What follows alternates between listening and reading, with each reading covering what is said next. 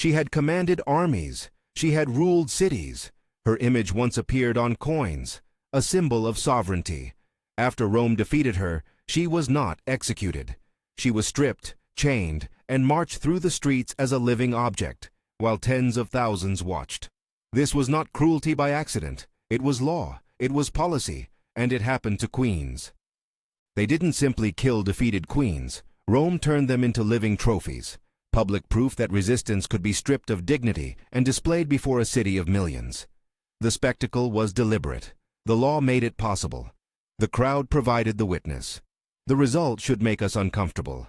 Before we go further, this script briefly discusses sexual assault and physical abuse as recorded in ancient sources.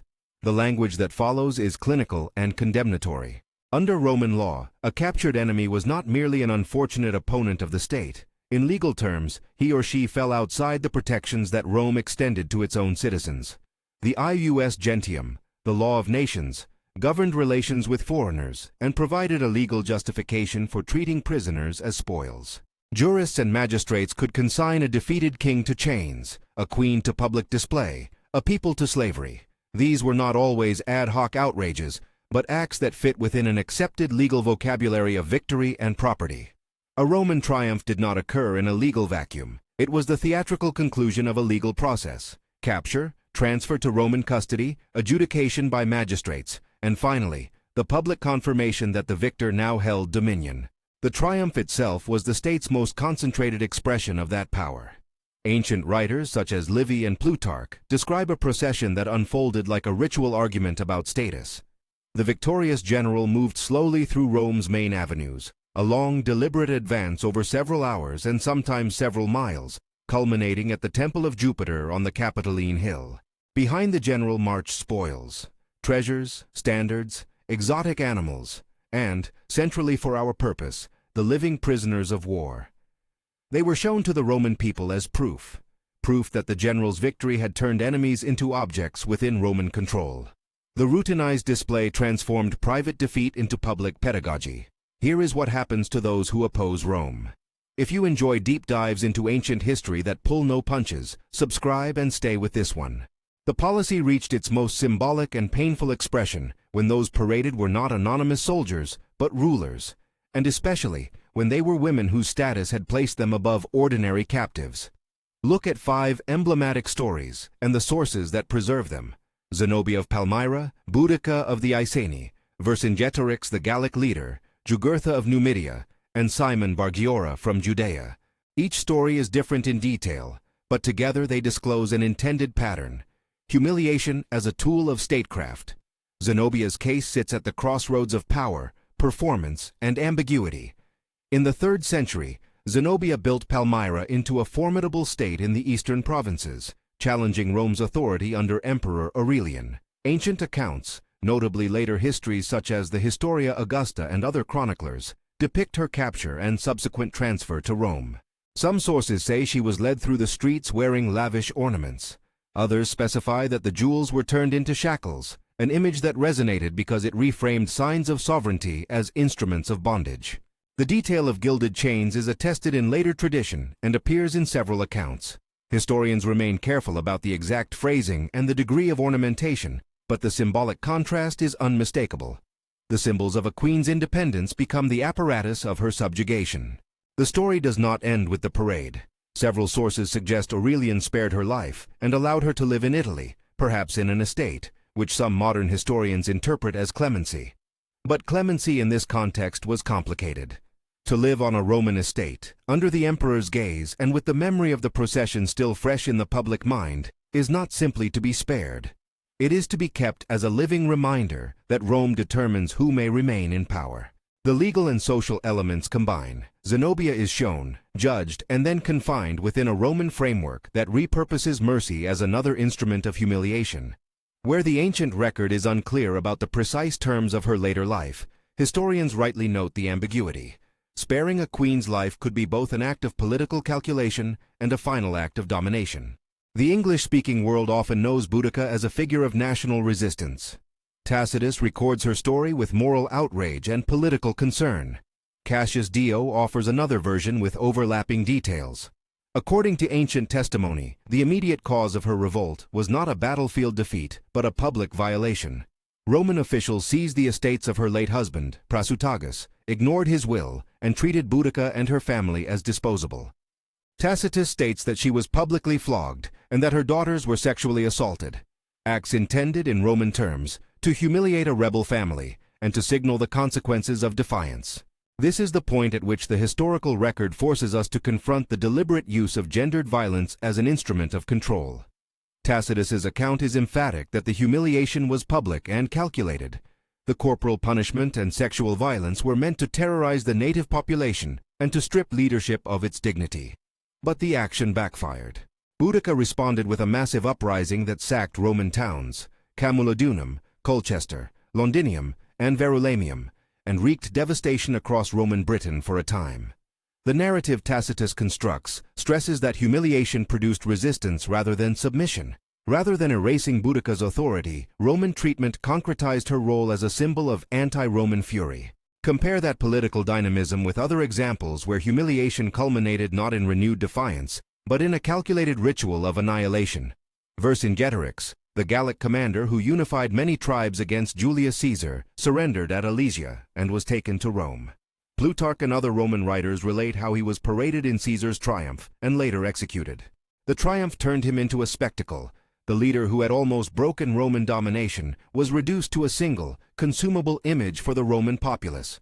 The execution that followed, taking place after the triumphal display, sealed the process. Public derision, private death. Jugurtha, the Numidian king, offers another variant on the same choreography. Sallust's vivid narrative of the Jugurthine War describes capture, procession, and the final humiliation of being displayed to Rome before his execution.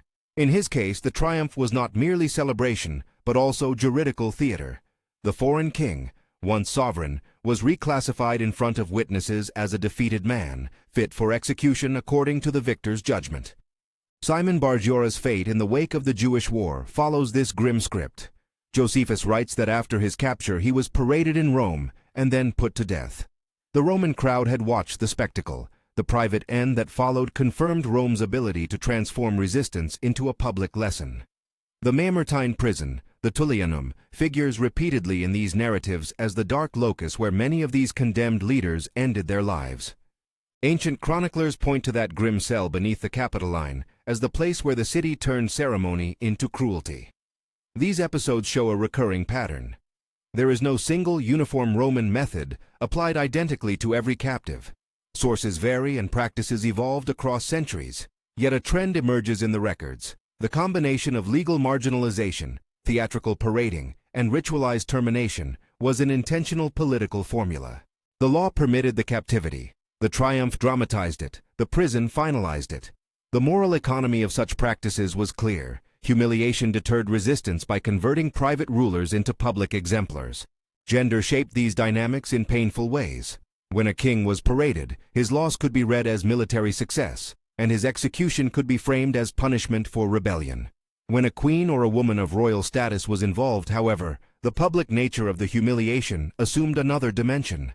Crowds that had once cheered her coronation now saw her jewelry turned into chains, her appearance made into proof of Roman superiority. Sexual violence, where it is recorded, as with Boudica's daughters, served as both punishments and messages meant to erase a woman's authority by violating the body that symbolized her family's political claims. Ancient writers present these acts as both transgressive and instrumental, not private crimes alone but public signals. The sources are not exhaustive and vary in emphasis. In some cases later, historians may have amplified certain details. Still, the available testimony supports the conclusion that Roman triumphal practice could be explicitly gendered, treating female leaders in ways meant to undermine not just their positions, but the social meanings attached to feminine honor and sovereignty. Why did Rome invest so much energy in such spectacles?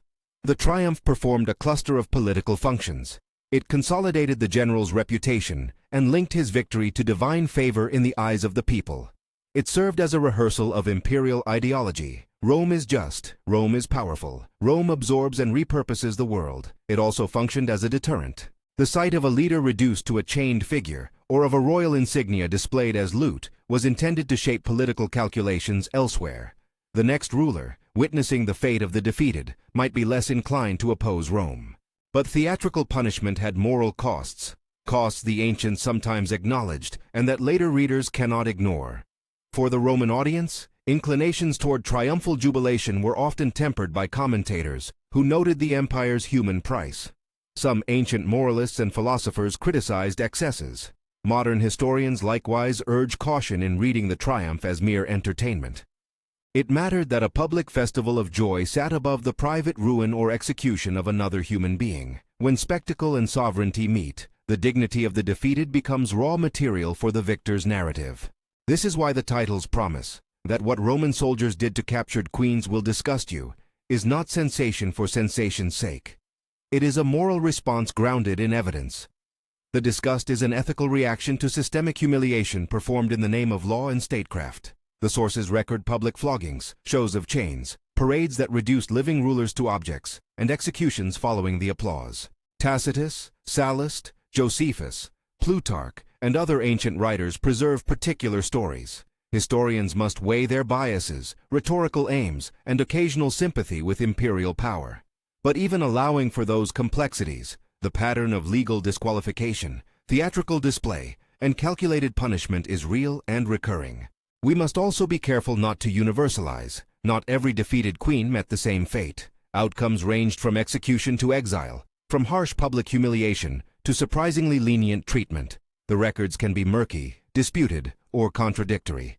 Zenobia may have lived out her days in relative comfort. Other women may have been enslaved or killed. The documented cases, however, are enough to establish that Rome often used humiliation as policy, and that when the defeated were women of status, the violence was often gendered and symbolically charged.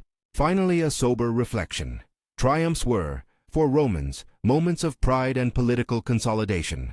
For the victims, they were moments of erasure, names replaced by spectacle, authority replaced by chains, rule replaced by ridicule.